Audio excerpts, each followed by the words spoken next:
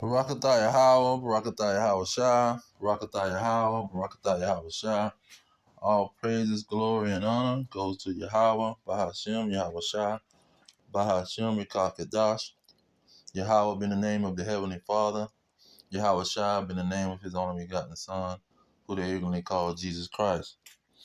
Now we're going to get into this race creation and Charles Darwin, who came up with this species and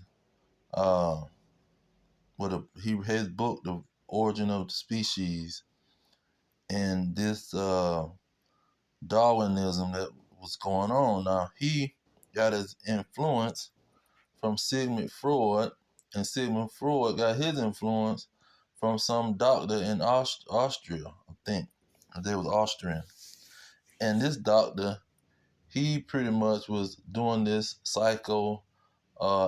he was like one of the leaders of the psychoanalysts because Sigmund Freud was a mentor to him.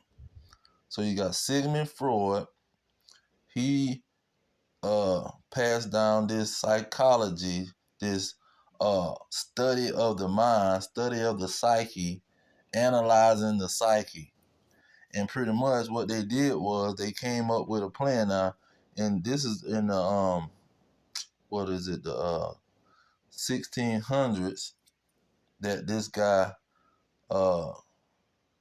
Joseph, he sounded like he was a small hat back then, was analyzing people's brains and thoughts and psyche.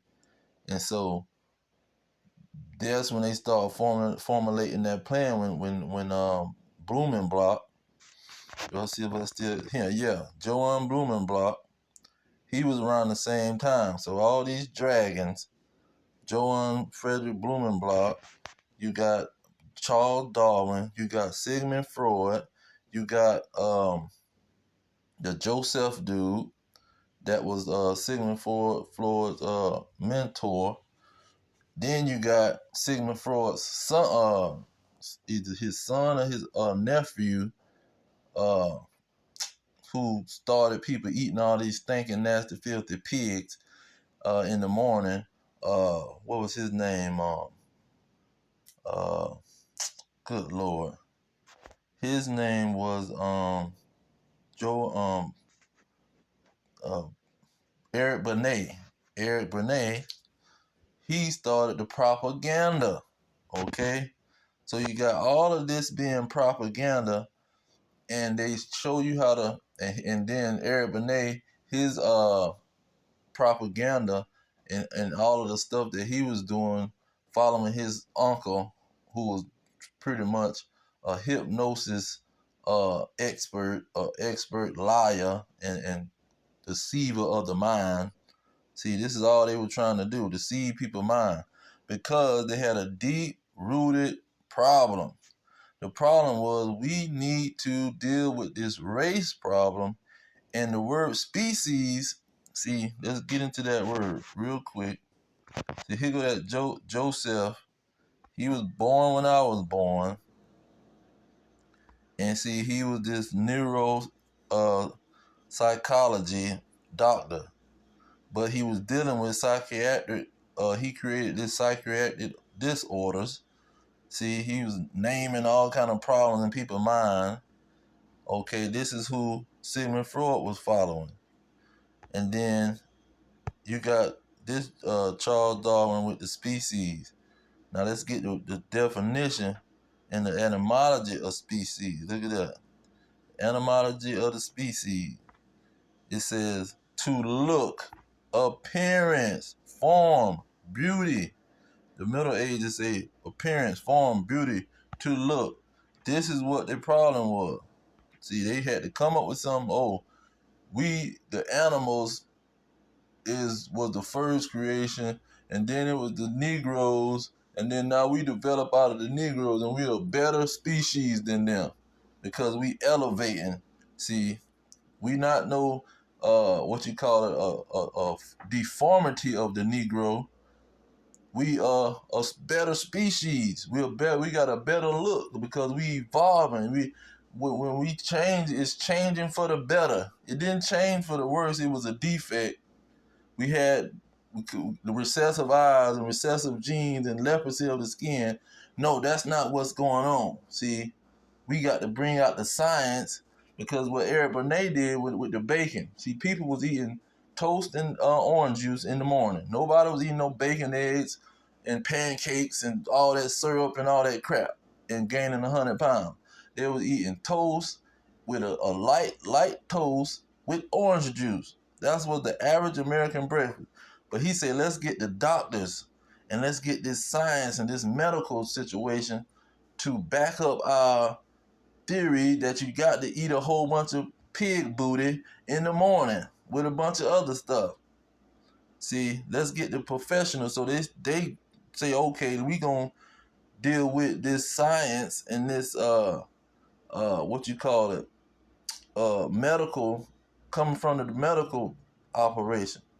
See, and that's what the science and that medical crap go hand in hand. That's why they were psychologists and all this psychiatric and psychoanalysts and all that dumb mess. What they just talking about is studying your mind. They trying to mess with your mind and trick your mind.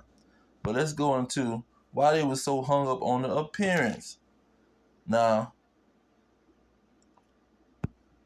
when you go into the high priest, see, the Lord was dealing with the high priest. And the high priest had regulation. Now, before I get Leviticus, 13, let me get Leviticus 21. Because it's something that he told Aaron about the high priest. Okay. Let's see here. Okay, 21. Sanctuary. Oh, there it is. Verse 18. Let's start off with verse 18. He says, For whatsoever man he be that has a blemish, he shall not approach a blind man, or a lame, or he that has a flat nose, or anything superfluous, or a man that is broken-footed or broken-handed, a cockback, a dwarf, or that has a blemish in his eye. What is that? Leprosy, the freaking recessive gene. That's a blemish of the eye going on. Or be curvy, or scabbed, or have his stones broken. No man that have the blemish of the seed of Aaron, the priest, shall come near to offer the offering of the Lord made by fire. He have a blemish, he shall not come near to offer the bread of his God. He shall eat the bread of his God, both of the holy and of the holy. Okay, and so this is going into the blemishes. So when you go into Leviticus 13, this show you that the Israelites were not no so-called red dragons, man. This is Leviticus 13. It says, verse 13, Then the priest shall consider, and behold, if the leprosy have covered all his flesh, he shall denounce him clean, that he have the plague. It is all turned white peoples. See? Hey, he got a white leprosy all over his skin, man. Come on. This is a plague, even though it's a clean version of the plague, where you ain't got to put him in quarantine.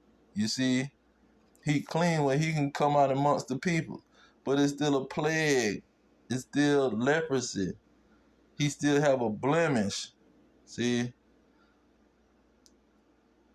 and then look at because I think that was saying the same thing in 17. If the plague be turned into white, okay, but look at 19. It say, in the place of the boar, there will be a white rising or a bright spot, white and somewhat reddish. See, reddish is on the scene. So it's white and reddish. This is what the person gonna be looking like. They're not gonna have turn dark, like the Jehovah wickedness and the Mormons want to say that the skin color, the dark skin color, is some kind of disease or some kind of curse. They try to say. Now, what is it? 13 and 30. Further add on to the, not only is he white from head to toe, what else do he have? It said, then the priest shall see the plague, the leprosy, and behold, if it be in sight deeper than the skin, and there be in it a yellow thin hair. See, now you got yellow hair. You got blonde hair. See, if he got blonde hair, and if he is got leprosy, meaning he's white from head to toe, he's not brown, it's not dark. See, right, look at verse 31, it says black hair. So you got black hair, or you got blonde leprosy in your head. So he's saying that there is no black hair in it. See, the Joker got leprosy, and he has a blemish, and I think it said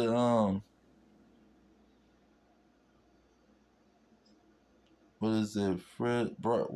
Bright spots, and we seen people that be in between. Some of them be what you call it? They be dark, have a dark skin, and then they have the leprosy breaking out on their dark skin. But you don't see these people with leprosy from head to toe turning darker, having dark spots on them. See, if they got dark spots, it was dark at first, and then the leprosy started covering their body. The plague started covering their body, and some of the dark skin is still remaining.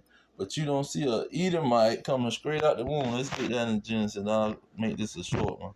I just want to bring that out about them jokers, and they mind control them and running on people, man, trying to cover over this skin situation. Look at verse 25 to get to the point. And the furs came out red. Now, why did they describe him as red? Because the skin was white and you can see through the skin. See, it didn't say he came out with leprosy, because see, that they can try to finagle that one and say he said leprosy, and they can try to hide the situation pretty much, because that's certified white. But then they said red. They said, okay, well, they can't really put that on us. So anyhow, it said the furs came out red all over like a hairy garment. See, he was from head to toe. All of his flesh was covered with that leprosy. And they called his name Esau. See, this is the so-called white man. You see, and then look at verse 27, say the boys grew, and Esau was a cunning hunter. See, he was a liar and a killer. This is what the so-called white man is. Their history has showed that they are liars and killers. And so you can't get around it, man. They was not no high priest. They was not no, in the children of Israel, they was not no, what you call it, even involved with the Israelites, man. When Saul took over all the nations and had them working under him, see, that's a whole nother situation. Now you just a servant walking around. You ain't the high priest and the elites of the royal family. You're a freaking vagabond, and the royal family using you for their purposes. But I'm just leave it there. All praise to Yahweh, by Hashem, Yahweh Shai, by Hashem, Kakadash. Double honor to the elders pushing the truth. Peace to the elect worldwide. The blacks, Hispanics, and Native Americans, innocent slaves scattered around the globe on slave ships and through many captivities. Our kingdom is at hand. Shalom.